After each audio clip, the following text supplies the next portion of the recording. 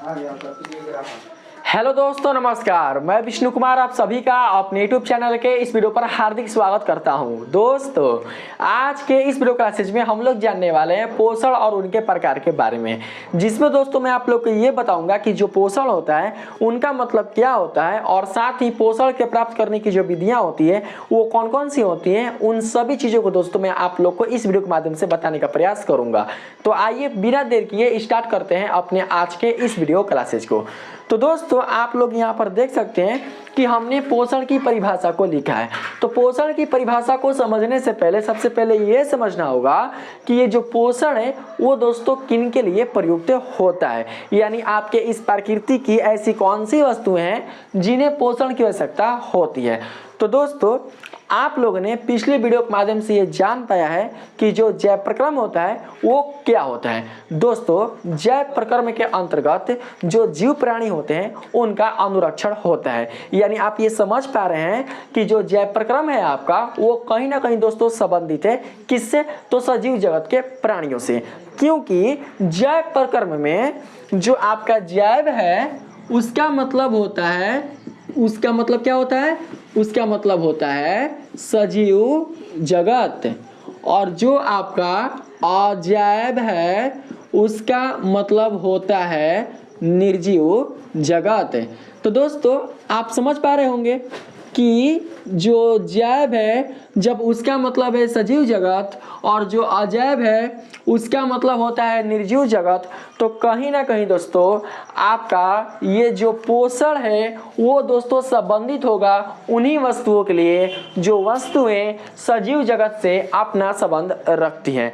क्योंकि आपके जैव प्रक्रम के अंतर्गत जो पोषण है ये भी दोस्तों आपका एक बहुत ही महत्वपूर्ण प्रक्रम है जो कि सजीवों को दोस्तों अनुरक्षण के लिए प्रयुक्त किया जाता है। अगर सजीवों के अनुरक्षण में ये पोषण अगर ना आए तो उस स्थिति में जो आपके सजीव प्राणी होगा वो अपने जीवन के अस्तित्व को ज्यादा दिन तक बिल्कुल भी कायम नहीं रख सकता है। तो जब दोस्तों आप ये समझ पाए हैं कि जो पोषण है वो आता है जैव प्रक्रम के अंतर्गत और जो जैव होता है उसका मतलब होता है सजीव जगत, तो कहीं ना कहीं ये जो पोषण है वो संबंधित होगा उन्हीं वस्तुओं से जो वस्तुएं सजीव जगत के होते हैं। यानी पोषण के लिए बिल्कुल भी निर्जीव जगत की वस्तुओं की आवश्यकता नहीं होती, क्योंकि ये दोस्तों बिल्कुल भी जैव प्रक्रम के अनुकूल नहीं होते हैं, जैव प्रक्रम के नियमों का पालन नहीं करते हैं, क्योंकि ये दोस्तों जैव प्रक्रम के अंतर्गत आते ही नहीं है। जो निर्जीव वस्तुएं हैं वो बिल्कुल भी जैव प्रक्रम के अंतर्गत बिल्कुल भी दोस्तों वो आते ही नहीं है। ठीक है, यानी इनके लिए जो जैव प्रक्रम है वो बना ही नहीं है। तो अब अगर हम बात करें सजीव जगत का, तो दोस्तों जो सजीव जगत है वो आपका होता है दो भाग में, यानी ये बटा है दो भाग में, पता है ना कौन कौन। तो पहला पादप जगत, यानी ये जो जगत है आपका वो संबंधित होता है किससे, पेड़ पौधों से। ठीक है, और दूसरा है आपका जंतु जगत। अगर जिस बच्चे को जैव और अजैव समझने में प्रॉब्लम होगा तो आप लोग समझना इस तरीके से कि ज का मतलब होता है जीवन और व का मतलब होता है वस्तु, यानी जिस वस्तु में जीवन होता है उसे बोलेंगे जैव, और जिस वस्तु में जीवन नहीं होता, अ का मतलब होता है नहीं, उसे बोलेंगे अजैव। तो बात करें दोस्तों अगर हम सजीव जगत का, तो सजीव जगत आपके दो भागों में बटे होते हैं, जिसमें पहला है पादप जगत और दूसरा है आपका जंतु जगत। तो ये दोनों जगतों के लिए, इन दोनों दोस्तों जगत के लिए किसकी आवश्यकता होती है, तो इन दोनों जगत के लिए पोषण की आवश्यकता होती है। किसकी आवश्यकता होती है, पोषण की आवश्यकता होती है। तो अब हम लोग जरा ये समझ लेते हैं कि पोषण में आखिर क्या क्या चीज को हमें विशेष ध्यान रखना होता है। तो दोस्तों अगर हम बात करें पोषण की शुरुआत का, तो दोस्तों जो पोषण की शुरुआत होती है वो होती है सजीवों के ऊर्जा से। अब आप लोग बोलोगे कि सजीवों की ऊर्जा से कैसे प्राप्त होगा, क्योंकि दोस्तों आप सभी जानते हैं कि सजीव जगत के अंतर्गत आने वाले समस्त कुल जितने सारे आपके सजीव प्राणी होते हैं उन सभी को जीवित रहने के लिए ऊर्जा की आवश्यकता होती है। अगर इन सजीव प्राणियों को ऊर्जा की प्राप्ति अगर ना हो तो उस स्थिति में ये जो प्राणी है आपके वो अपने जीवन के अस्तित्व को समाप्त कर सकते हैं। तो बात यहाँ पर ये आती है कि आखिर इन सजीव जगत के प्राणियों को ऊर्जा की जो आपूर्ति है वो होती कहाँ से है, यानी किसके कारण इन सजीव जगत के प्राणियों को जो ऊर्जा है वो निरंतर मिलते रहती है। तो दोस्तों पता है किसके कारण? तो दोस्तों वो मिलती रहती है भोजन के कारण। यानी भोजन ही वो ऐसा कारक है जिसके कारण जो सजीव जगत के प्राणी होते हैं उनसे अपनी ऊर्जा प्राप्त करते हैं। ठीक है, तो दोस्तों ये जो भोजन है आपका वो दोनों ही प्रयुक्त होगा, दोनों में ही, पादप जगत के लिए भी और जंतु जगत के लिए भी, क्योंकि दोनों ही सजीव है। अब देखना भोजन दोस्तों हम लोग किसको बोलेंगे? तो भोजन दोस्तों हम लोग उसे बोलेंगे जो आपके शरीर के लिए उपयोगी होता है, जो आपके शरीर के कोशिकाओं का विकास करता है, जो दोस्तों आपके शरीर में वृद्धि करता है, जो आपके शरीर में आने वाले जो रोग होते हैं उनसे आपकी रक्षा करता है, उसी को हम लोग भोजन के रूप में जानते हैं। अब ये मत बोलना कि खाने वाले पदार्थ को भोजन बोलते हैं। तो खाने वाला दोस्तों ऐसे भी पदार्थ है जो कि आपके शरीर के लिए नुकसानदायक हो सकता है। जैसे कि आपका दोस्तों मान के चलते हैं कि यहाँ पर आपके बहुत सारे ऐसे पदार्थ होते हैं, जैसे गुटखा हो गया, खैनी हो गया, ये सारे भी क्या है? आपके खाने वाले ही पदार्थ है, लेकिन बिल्कुल भी आपके शरीर के लिए उपयोगी नहीं है। तो हम भोजन के रूप में उन्हीं पदार्थों को लेंगे जो दोस्तों आपके शरीर के लिए उपयोगी होते हैं। तो देखिए जब सजीवों द्वारा भोजन को ग्रहण किया जाता है, मेरी बातों को समझना, जब सजीवों द्वारा भोजन को ग्रहण किया जाता है तो भोजन ग्रहण करने के फलस्वरूप उसके शरीर में रासायनिक क्रियाएं होती हैं। जब रासायनिक क्रियाएं होती हैं तो ये जो भोजन होता है वो दोस्तों क्या करता है कि अपने सरल अवयवों में विभक्त हो जाता है। सरल अवयवों में विभक्त होने के फलस्वरूप इस भोजन के जो उपयोगी तत्व होते हैं, जो कि आपके शरीर में दोस्तों आपके लिए उपयोग का काम करते हैं, आपके लिए ऊर्जा प्राप्ति का काम करते हैं, वो दोस्तों आपके शरीर में हर जगह, मतलब आपके शरीर के संपूर्ण सतह में वो वितरित हो जाते हैं। और जो भोजन के खराब पदार्थ होते हैं जो आपके शरीर के लिए बिल्कुल भी उपयोगी नहीं होते हैं, वो आपके शरीर के दोस्तों एक तरीके से नुकसानदायक पदार्थ होते हैं, तो उनका आपके शरीर के मल द्वारा या दोस्तों अन्य किसी भी उत्सर्जन प्रक्रिया द्वारा उसका निष्कासन हो जाता है। तो देखिए आप लोग मेरी बातों को ध्यान समझना, जब किसी सजीव जगत के प्राणियों द्वारा भोजन को ग्रहण किया जाता है और भोजन को ग्रहण करने के फलस्वरूप जब रासायनिक प्रक्रिया होती है और रासायनिक प्रक्रिया के पश्चात जो भोजन के अवयव आपके शरीर के लिए उपयोगी होते हैं तो उन अवयवों को ही हम पोषक तत्व के रूप में जानते हैं। किसे जानते हैं दोस्तों हम लोग ऐसे अवयवों को पोषक तत्व के रूप में जानते हैं जो कि आपके शरीर के लिए उपयोगी होते हैं। ठीक है, तो यहाँ पर आप लोग समझना परिभाषा में, जब आप पोषक तत्व समझ गए तो आप लोग पोषण को भी अच्छे से समझ सकते हैं। बताया जा रहा है वह विधि जिससे जीव पोषक तत्वों को ग्रहण कर उनका उपयोग करते हैं उसे पोषण कहते हैं। ये जो पोषक तत्व हैं वो कहाँ से ग्रहण करते हैं? तो भोजन से ग्रहण करते हैं। तो कहीं ना कहीं ये जो पोषण है वो संबंधित है किससे? तो सजीवों द्वारा किए गए भोजन से। अगर जो सजीव प्राणी भोजन ना करे तो उसमें ये जो प्रक्रम होगा पोषण वाला वो गड़बड़ा जाएगा। और आप सभी को पता है कि जय प्रक्रम में आने वाले कुल जितने सारे प्रक्रम होते हैं, अगर कोई भी प्रक्रम अगर गड़बड़ाया तो उस स्थिति में जो जीव है वो अपने जीवन को समाप्त कर सकता है, यानी उसका जीवन समाप्त हो सकता है। ठीक है, तो आप पोषण को बिल्कुल अच्छे तरीके से इस तरीके से समझ सकते हैं कि जिस किसी भी विधि द्वारा जीव पोषक तत्वों को ग्रहण कर उनका उपयोग करते हैं उन्हें पोषण कहते हैं। ठीक है, तो देखिए पोषण के कारण ही जो सजीव पदार्थ होते हैं, जो सजीव दोस्तों आपके प्राणी होते हैं, उनमें वृद्धि होता है, उनमें विकास होता है, उनके कोशिकाओं का निर्माण होता है, उनके अंगों में वृद्धि होती है और साथ ही दोस्तों उनमें कार्य करने की क्षमता आती है, क्योंकि जो ऊर्जा होता है वो कार्य से संबंधित होता है। तो अगर भोजन करने के पश्चात कोई भी अगर सजीव प्राणी में कार्य करने की क्षमता आ जाती है तो कहीं ना कहीं दोस्तों आप समझ सकते हैं कि उसके अंदर ऊर्जा है, क्योंकि जो ऊर्जा है वो संबंधित होता है कार्य से। तो जो भी अगर वस्तु कार्य कर रहा है, मतलब अगर जो भी सजीव प्राणी कार्य कर रहा है तो कहीं ना कहीं उसके अंदर ऊर्जा है। और ये जो ऊर्जा है वो दोस्तों उसको कहाँ से मिला होगा? तो उसको मिला होगा भोजन से। और ये जो भोजन है वो दोनों जगत को चाहिए, चाहे वो पादप जगत की वस्तु हो, प्राणी हो, और चाहे वो जंतु जगत के प्राणी हो। तो देखिए मैंने लिखवाया जीवन की उपापचयी क्रियाओं के संचालन के लिए निरंतर ऊर्जा की आपूर्ति। तो दोस्तों देखिए ऊर्जा के कारण ही किसी भी सजीव प्राणी के शरीर में वृद्धि होता है, उनके दोस्तों जो जीवन का प्रसार है वो निरंतर होते रहता है, यानी अपने जीवन की जो क्रिया विधि है उसे वो सुचारू रूप से चला पाते हैं। किसके कारण? तो ऊर्जा के कारण। ठीक है, और जो दूसरा है वो है शरीर की वृद्धि तथा टूटे फूटे ऊतकों की मरम्मत के लिए जीव द्रव्य का निर्माण। जहाँ पर दोस्तों आपका कट जाए, छट जाए, या कहीं पर दोस्तों अगर आपके बॉडी में मान के चलते हैं कुछ भी दोस्तों अगर नुकसान हो जाए, कुछ अगर मान के चलते हैं आपके शरीर में जख्म उखम हो जाए या दोस्तों कट उठ जाए, तो वहाँ का क्या होता है, वहाँ का दोस्तों आपका मांस काफ़ी वो हट जाता है। तो वहाँ पर जो आप देखते हैं कि जब ये मांस हट जाता है तो उस मांस के स्थान पर नया मांस आता है ना, नया त्वचा आता है। तो ये नया जो त्वचा आता है तो कहीं ना कहीं दोस्तों कैसे आता है, वो दोस्तों आता है ऊर्जा के कारण। और ये जो ऊर्जा है वो कहाँ से मिलती है, तो भोजन के कारण। तो अगर दोस्तों भोजन की प्राप्ति होती है तो दोस्तों उस जीव में ऊर्जा की प्राप्ति होती है, और इसी ऊर्जा के कारण जो वो सजीव प्राणी होता है उसमें जीव द्रव्य का निर्माण होता है। और जीव द्रव्य के निर्माण से ही जो आपके सजीव प्राणी होते हैं उनमें कोशिकाओं का भी निर्माण होता है। ठीक है, अगर हम बात करें दोस्तों पोषण की विधियों का, आखिर ये जो पोषण है इनकी जो विधियां होती हैं वो कितनी होती हैं, तो दोस्तों मैं आप सभी को बता दूं कि पोषण की जो विधियां होती है वो मुख्यतः पोषण ग्रहण करने वाले जो आपके सजीव जगत के प्राणी होते हैं उनके अनुसार दो प्रकार की होती हैं, जिसमें पहला आता है आपका स्वपोषण और दूसरा आता है आपका परपोषण। तो अब आप लोग क्या करना है, आप लोग समझना कि जो स्वपोषण है और जो परपोषण है वो दोस्तों क्या होता है।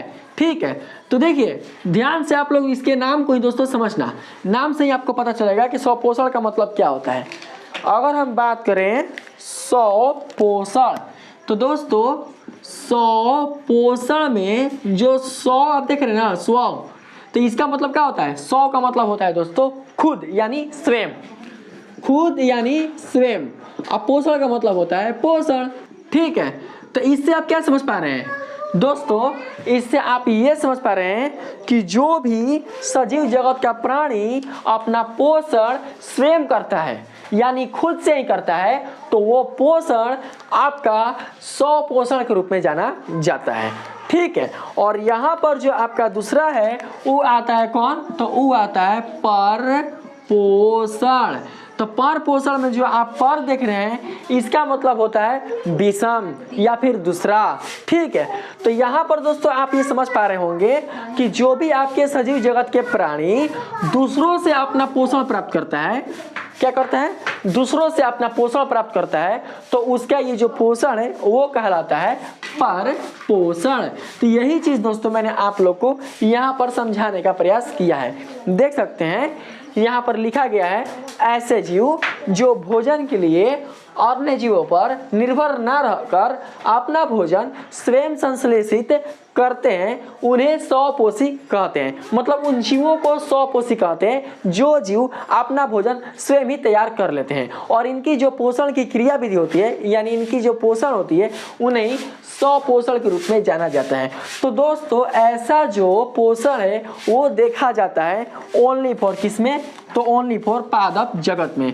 तो दोस्तों आप समझ पा रहे होंगे कि पादप जगत में आने वाले समस्त कुल जितने सारे पेड़ पौधे हैं वे सारे के सारे स्वपोषी कहलाते हैं, क्योंकि इन पेड़ पौधों में जो पोषण होता है वो दोस्तों खुद से ही होता है, स्वयं से ही होता है, इसलिए इन्हें हम लोग स्वपोषी बोलते हैं। तो दोस्तों आप लोग ये समझ कर रखना कि आपके पादप जगत में आने वाले कुल जितने सारे पेड़ पौधे होते हैं उन पौधों में कुछ पौधे ऐसे भी होते हैं जो कि बिल्कुल भी स्वपोषी नहीं कहलाते, यानी कि दोस्तों अपना ये जो भोजन है वो स्वयं ना तैयार करके वो किसी दूसरे पौधों की सहायता से अपना भोजन प्राप्त करते हैं। अगर ऐसा सिचुएशन जिस पौधे में देखा जाता है तो उस स्थिति में उस पौधे को दोस्तों हम लोग बिल्कुल भी स्वपोषी नहीं बोलते हैं, उसे हम लोग क्या बोलते हैं, तो दोस्तों उसे हम लोग परपोषी बोलते हैं। तो यहाँ पर वो जो पौधा होगा वो आपका दोस्तों अमर बेल, ठीक है, अमर बेल का आ सकता है, जो अमर बेल हो गया, फिर आपका दोस्तों कवक हो गया, ठीक है, कवक जो कवक हो गया जिसको फंजाई भी बोलते हैं, ये जो आपके पौधे हैं वो बिल्कुल भी क्या कहलाते हैं, स्वपोषी नहीं कहलाते हैं, क्योंकि दोस्तों ये दूसरे पौधों की सहायता से अपना भोजन प्राप्त करते हैं, क्योंकि इनमें बिल्कुल भी क्लोरोफिल नहीं होता है। ठीक है, तो अगर हम बात करें अगला जो परपोषण है उसमें, तो समझ पा रहे होंगे कि ऐसे जीव जो अपना भोजन स्वयं संश्लेषित ना कर किसी ना किसी रूप में अन्य स्रोतों से प्राप्त करते हैं उसे परपोषी कहते हैं, तथा उनका ये जो पोषण है वो परपोषण कहलाता है। तो दोस्त मैं आप सबको बता दूं कि पादप जगत को छोड़कर आपके इस प्राकृतिक में समस्त कुल जितने सारे आपके सजीव प्राणी है वो अपना पोषण जिस विधि से प्राप्त करते हैं उन्हें दोस्तों परपोषण ही कहा जाता है, क्योंकि हम हो या दोस्तों दोस्तों कोई भी अगर जंतु जगत के प्राणी हो वो अपने पोषण को बिल्कुल भी स्वयं से पूरी नहीं कर पाते हैं। वो अपने पोषण को पूर्ति करने के लिए किसी ना किसी तरीके से वो दोस्तों पादप जगत के वस्तुओं पर निर्भर रहते हैं और इन्हीं जगत के वस्तुओं पर निर्भर रखकर इनसे अपना पोषण प्राप्त करते हैं। इसलिए दोस्तों आपके पादप जगत के अतिरिक्त आपके सजीव जगत में आने वाले जो सजीव प्राणी होते हैं उनके पोषण को पर पोषण के रूप में जाना जाता है। ठीक है, तो दोस्तों अगर हम बात करें पर पोषण के प्रकार का, तो जो पर पोषण के प्रकार होते हैं वो दोस्तों मुख्यतः 3 प्रकार के होते हैं, जिसमें पहला आता है आपका मृतजीवी पोषण, दूसरा आता है आपका परजीवी पोषण और तीसरा आता है आपका प्राणी भोजी पोषण। तो दोस्तों जरा हम लोग ये जान लेते हैं कि आखिर परपोषण के जो प्रकार है ये 3 भागों में क्यों किए गए हैं। तो दोस्त मैं आप सभी को बता दूं कि परपोषण में आने वाले समस्त कुल जितने सारे परपोषी जीव हैं इनके भोजन ग्रहण करने की जो विधियां होती हैं वो बिल्कुल भी एक जैसी नहीं होती हैं। यानी परपोषी जीवों द्वारा भोजन ग्रहण करने की जो विधियां होती है वो दोस्तों अलग अलग प्रकार की होती हैं। तो इन्हीं परपोषी जीवों द्वारा भोजन ग्रहण करने की विधियों के आधार पर ही हमारे जो वैज्ञानिक हैं उन्होंने परपोषण को मुख्यतः 3 भागों में बांटा है, जिसका नाम दोस्तों मैंने आप लोग को अभी बताया। अब ये जो तीनों के तीनों जो पोषण होते हैं ये दोस्तों क्या होते हैं, इनका मतलब क्या होता है और इस पोषण में कौन कौन से जीव आते हैं, इन सब की दोस्तों पहचान कराना और इसके बारे में बताना मैं आप लोग को अगली वीडियो में बताऊंगा। तो अगर दोस्तों आप लोग स्वपोषण और परपोषण को अच्छे से समझ लिए होंगे तो थोड़ा सा हम लोग ये जान लेते हैं कि आखिर स्वपोषण और परपोषण के बीच का जो मूल अंतर होता है यह वास्तव में क्या होता है, अर्थात किस आधार पर जो हमारा पोषण है वो स्वपोषण और परपोषण के रूप में विभक्त हो जाता है। तो दोस्तों मैंने यहाँ पर नोट में लिखवाया है आप लोग के लिए, स्वपोषण एवं परपोषण में मूल अंतर यह है कि स्वपोषण में जीव सरल अकार्बनिक अणुओं से जटिल कार्बनिक अणुओं का संश्लेषण करते हैं। तो देखिए आप लोग समझना किसमें स्वपोषण, तो दोस्तों आपको पता है कि जो स्वपोषण है वो बना है किसके लिए, तो वो बना है पादप जगत के प्राणियों के लिए। और पादप जगत में जो प्राणी आते हैं वो आते हैं पेड़ पौधे। तो आपको पता होगा कि दोस्तों पेड़ पौधे जो अपना भोजन तैयार करते हैं वो तैयार करते हैं प्रकाश संश्लेषण के फलस्वरूप। और प्रकाश संश्लेषण के लिए जो आवश्यक जो दोस्तों आपके तत्व होते हैं यानी जो दोस्तों घटक होते हैं वो कौन कौन होते हैं, तो वो होता है आपका कार्बन डाइऑक्साइड, फिर होता है आपका जल और यहाँ पर दोस्तों आपका आता है क्लोरोफिल। ठीक, और मान के चलते हैं क्लोरो जो फिल है वो दोस्तों हम लोग यहाँ पर लिख देते हैं और यहाँ पर आपका आता है सूर्य का प्रकाश। ठीक है, तो यहाँ पर जो आप देख रहे हैं ना, देखिए हम लिखा है ना यहाँ पर स्वपोषण में जीव सरल अकार्बनिक है। तो कार्बन डाइऑक्साइड क्या है, ये बिल्कुल भी कार्बनिक पदार्थ नहीं है, ये दोस्तों कैसा है, तो ये अकार्बनिक पदार्थ है जो कि सरल है। ठीक है, तो जब आपके प्रकाश संश्लेषण की क्रिया होती है तो उस स्थिति में इस अकार्बनिक अणुओं का, जैसे कि ये भी क्या है अकार्बनिक है, इन अकार्बनिक अणुओं का जो संश्लेषण है वो हो जाता है जटिल कार्बनिक अणुओं में। तो देख सकते हैं जब संश्लेषण होता है तो क्या बनता है C6H12O6 कार्बोहाइड्रेट यानी ग्लूकोज का निर्माण होता है। ठीक है, और उसके बाद दोस्तों क्या होता है यहाँ पर, ये आपका हो जाता है ऑक्सीजन। ऑक्सीजन क्या होता है दोस्तों, मुक्त होता है।